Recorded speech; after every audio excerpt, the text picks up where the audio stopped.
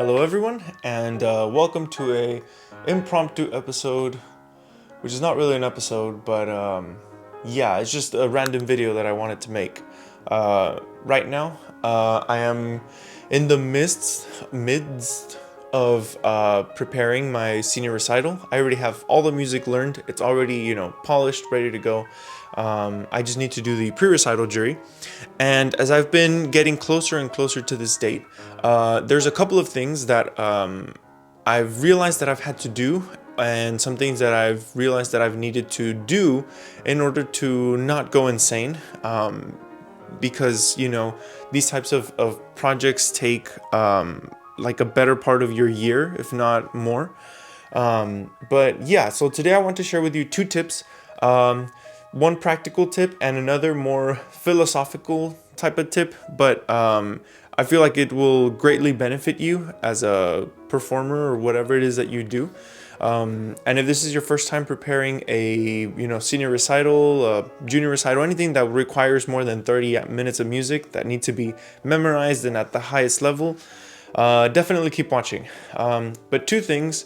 The first thing is like and subscribe and leave a comment. Those things really do help out the channel. It lets me know that you guys are actually watching the videos and not just some dude who's talks to a camera. And secondly, let's go make some coffee.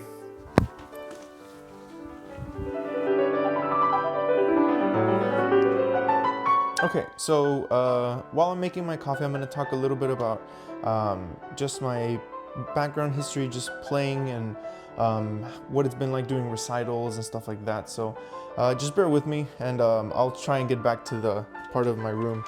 But anyways, so what I want to talk about is how, like, my background in playing and doing recitals, right? So I haven't been doing recitals for very long, if any. I mainly do recitals at school. I didn't really have, I'm not a professional or anything. I mean, I've been doing music since I was 13, and I kind of wanted to be a concert pianist for a little while. I think we all do. If I'm doing, piano performance, then I guess I did want to, but I am going to try. But anyways, essentially what I wanted to talk about is if you're like me and you've done a few recitals and stuff, but there's never been like super big recitals, like hour-long recitals or something like that. It can be a bit intimidating, and our approach to it might be not as to, we prepare the music, but how can I put it? You tend to work on pieces, or at least in my experience, I've worked on pieces for at least a couple months, and then I would perform them in a recital. Versus, preparing a recital that's an hour long, you're making music that is much, much harder. You have to spend a very long time making this music, perfecting it, crafting it. So there's different things that go into it, right? Things that they don't teach you about, or I think a lot of people just assume that you're going to know. So I didn't have that experience, and I think getting to do a concerto competition, well, two concerto competitions, and my junior recital, it taught me that you will have to live with these pieces for a little while, and oh, thank goodness there's milk. You're going to live with these pieces for a little while, and a little while I'm referring to like a year, if anything. I've been basically playing parts of my program little by little, and now I'm about to reach a year if I make it to March. So so they don't teach you what it's like to have to prepare this music. They kind of just teach you, and they're like, oh yeah, you're gonna do this, you're gonna do that, but they don't tell you, like, nobody has a strategy, I guess is what I'm trying to get to. So yeah, once I'm finished making this, we're gonna head over to my room, and I will share with you guys the tips that I was talking about. So I'll see you there. Okay, so now that I have my coffee, we can begin. So, wow, that's pretty good. Okay, so the first tip that I want to talk about is the idea of scheduling your pieces and, get your calendar, find what your deadline is, and you're going to set up essentially, you're going to say, okay, if I have to perform in this day, I need to start working on this music this day, and this day, right? Now, one thing that I did, I have this board, and okay, I don't know if you can see it very well, but basically I have all the pieces that I'm working on, right? So the way I scheduled it, I would work on 4 pieces, or at least in the minimum 3 from day A, and then a few on day B. So I would rotate and do one day this, one day that, and I would go back and forth. Or if I had to prepare something for a lesson, then I would do it, based on what I needed for the lesson. But for the most part, that's the way that I did it. I would, schedule them, I would work on that, and I didn't start working on all the music all at once.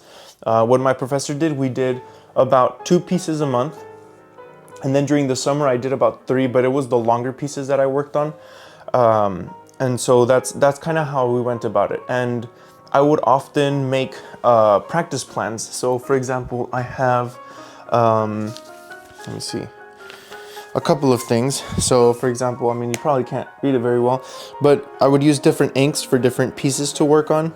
And I would write in, okay, I'm gonna work on this, I'm gonna implement this that I heard from my lesson, and stuff like that. Very practical stuff, just to help you stay organized, right? I know some people who they have all the time in the world and they can just, practice for 8 hours straight and they get the work done no matter what. But if you have, adult things to do, this would probably be the better approach, so that you can manage your time and not go insane at the end before the recital. Okay, and let's see. Yes, the second tip, which is the more philosophical one, is this idea the truth is, I mean, no matter who you are, you will get tired of hearing the same music every single day, right? It's funny because I recently, or very not so recently, Yuzha Wang performed all 5 concertos from Rachmaninoff, right? And they asked her, oh, which one's your favorite? And obviously everyone assumes it's going to be number 2, number 3.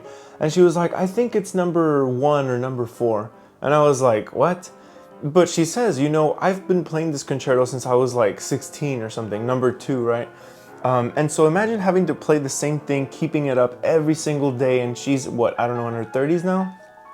So it's understandable, right? Hearing the same thing, it's kind of like eating your favorite food, right? I'm pretty sure you don't eat your favorite food every day. You probably eat it at least once a week, maybe. But, for example, me, wings from this restaurant that I like, as much as I like them, I can't eat them every day. My stomach won't let me, and also, I'll just get sick of it, right? It's kind of like eating honey every day. At first it's good, and then you start like, oh, I just hate this. So how can we combat this? It was one of my questions, and I asked my professor, and he I don't think he answered the question, or maybe I didn't ask him, I don't know. But the point is, I had to start thinking, how can I not get bored of this music?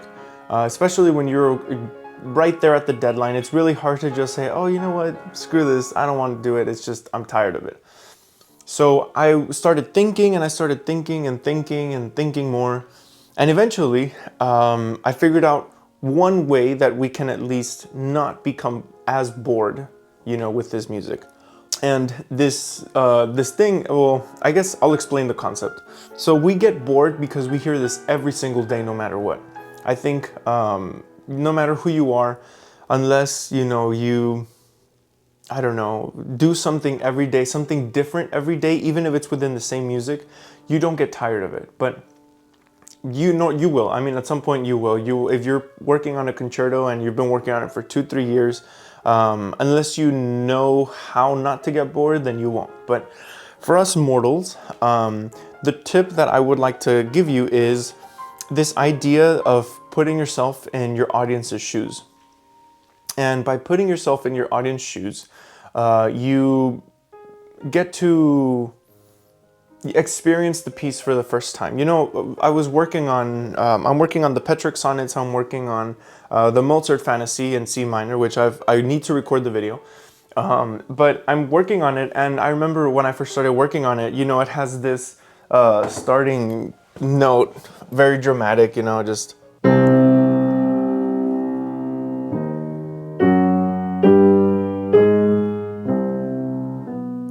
And you know, and it's very somber and very like I don't know, the mood of it is just, you know, interesting. But my professor told me after a year you're going to be very tired of that energy, of that, you know, you're basically going to speedrun it, is kind of what he said. And so I was thinking, okay, I'm tired of it, but the audience that I'm going to be playing for isn't, right?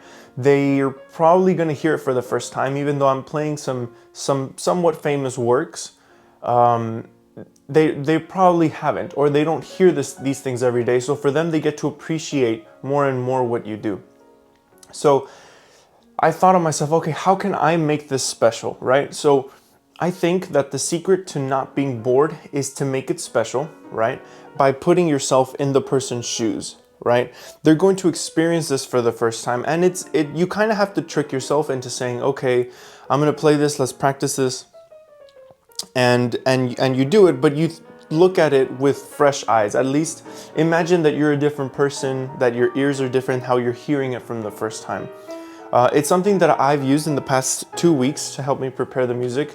And I'm gonna have to keep using it up until, you know, I essentially do the recital, and then I can stop playing this music and I can work on something else. But in the meantime, that's what I'm going to do. And I would like for you to try it. You know, put yourself in your audience shoes and imagine yourself hearing this for the first time. And think about, you know, all the details that you want the audience to hear. I mean, usually whenever we play, while we work, we polish, we make sure that every detail can be heard, that can be appreciated. I think that if we look at it with that way, and also wanting to share these details, you know, sharing the details that you're working with, that you're working on, it helps for the audience to find more nuance, and they can find more variety in your playing. And eventually that motivates you to want to keep playing, so you can keep sharing, and then they keep, you know, if they give you feedback, then great, and it feeds into it, right? So it's a circular thing. So yeah, so I hope those tips helped. It's been interesting getting to put together this recital. I'm gonna have to record it soon because I'm gonna have to play it in front of people, and maybe I'll start uploading some of the things in the videos. But yeah, so definitely, like I said, like, subscribe. I hope you guys enjoyed the video. I know I had to go on a tangent, go make coffee, come back, but without coffee the world can't run, right? So all right, so I'll see you guys on the next one, and peace.